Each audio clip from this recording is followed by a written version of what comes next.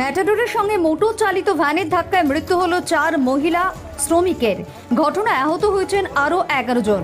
আহতদের উদ্ধার করে চিকিৎসার জন্য রামপুরহাট গভর্নমেন্ট মেডিকেল কলেজ ও হাসপাতালে ভর্তি করা হয়েছে। আজ সকালে দুর্ঘটনাটি ঘটেছে রানীগঞ্জ মোড়গ্রাম 14 নম্বর জাতীয় সড়কে বীরভূমের রামপুরহাটের মুনসুবা মোড়ের কাছে। জানা গিয়েছে, রামপুরহাটের চিতুরি গ্রাম থেকে একটি মোটর চালিত ভ্যানে চেপে মারগ্রামে চাষের কাজ করতে যাচ্ছিলেন 15 থেকে 16 জন শ্রমিক।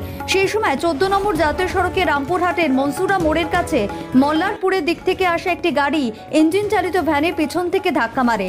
ধাক্কায় ভ্যান থেকে ছিটকে রাস্তায় পড়েন ভ্যানের যাত্রীরা। সেই সময় অপর একটি গাড়ি তাদের চাপা দিয়ে দেয়। ঘটনাস্থলে মৃত্যু হয় 3 জন মহিলার। হাসপাতালে নিয়ে আসার পরে মৃত্যু হয় আরও 1 মহিলার। এই পথ দুর্ঘটনায় এখনো পর্যন্ত মোট 4 জন মহিলার মৃত্যু হয়েছে। আহত হয়েছেন আরও 11 জন। তাদের মধ্যে 3 জনের অবস্থা আশঙ্কাজনক। এদিকে দুর্ঘটনার খবর পেয়ে ঘটনাস্থলে পৌঁছয় রামপুরহাট থানার পুলিশ ও রামপুরহাট দমকল বাহিনীর কর্মীরা। তারা নিহত আহতদের উদ্ধার করে রামপুরহাট গভর্নমেন্ট মেডিকেল কলেজ ও হাসপাতালে চিকিৎসার জন্য নিয়ে আসে। ঘাতক ম্যাটাডোরটিকে আটক করেছে রামপুরহাট থানার পুলিশ, তবে তার চালক ও খালাসি পলাতক। ঘটনার তদন্ত শুরু করেছে পুলিশ।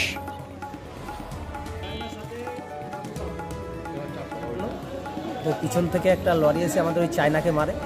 তো এতে স্পটেই 3 জন ডেড হয়ে যায়, 1 জন হসপিটালে এসে ডেড হয়, আর 11 জন আমাদের এখন বর্তমানে রামপুরহাট হসপিটালে আছে। তার মধ্যে 1 জনকে বর্তমান ট্রান্সফার করা হচ্ছে। এই হচ্ছে ঘটনা।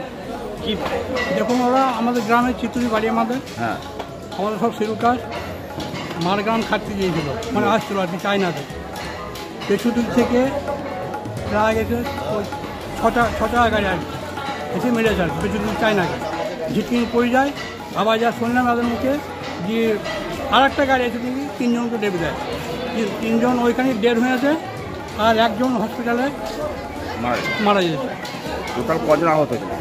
মোটামুটি 6 জন নয়, আহত 6 জন বলে 11 জনের 11 জন আহত, 11 মধ্যে 4 জন, এই 15 জনের মধ্যে 4 জন বাদ দাও, মানে 11 জন আহত।